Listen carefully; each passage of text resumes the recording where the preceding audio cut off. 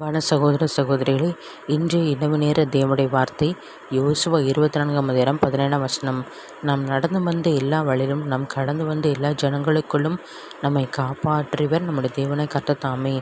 இந்த வசனத்தை கேட்டுக்கொண்டிருக்கிற தேவ ஜனங்களை, அடிமைத்தன வீடாகி எகிப்து தேசத்திலிருந்து நம்முடைய பிதாக்களை கூட்டிக் கொண்டு வந்த கர்த்தர், அடிசும் அற்புதம் செய்த கர்த்தர், கொள்ளையிலிருந்து காப்பாற்ற நம்ம ஜனங்களை கர்த்தர் காப்பாற்றியவர்.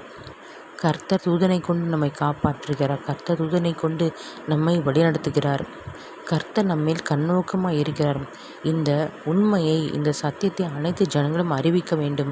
நம்ம சுவிசேஷம் சொல்லி அநேக ஆத்துமாக்களை ஆதாயப்படுத்த வேண்டும். இதுதான் கர்த்தருடைய விருப்பம். அதற்காக தான் பூமியில் வந்தார். பரலோக ராஜ்யம் சமீபமாக இருக்கிறது, சுவிசேஷம் சொல்லுங்க என்று தேவன் சொன்னார். இந்த சுவிசேஷமான வார்த்தையை நாம் எல்லா ஜனங்களுக்கும் சொல்லி ஆத்ம ஆதாயம் செய்து ஆத்துமாக்களை கொள்ளை பொருளாய் நாம் பரலோகத்துக்கு சேர்க்க வேண்டும். உங்களுக்காக ஜெபிக்கிறேன். கர்த்தாவே, ஸ்தோத்திரம் கர்த்தாவே. ஹல்லேலூயா. ஆண்டவரே, சிலுவை பாடுகிற நோக்கம் ஒவ்வொரு ஆண்டவரே இயேசுப்பா, அடிமைத்தனத்து வீடாக எகிப்து கூட்டிக் கொண்டு வந்த தகப்பனே இயேசுப்பா, எல்லா ஜனங்களுக்கும் ஆண்டவரே இயேசுப்பா நிகழ வேண்டுமாப்பா.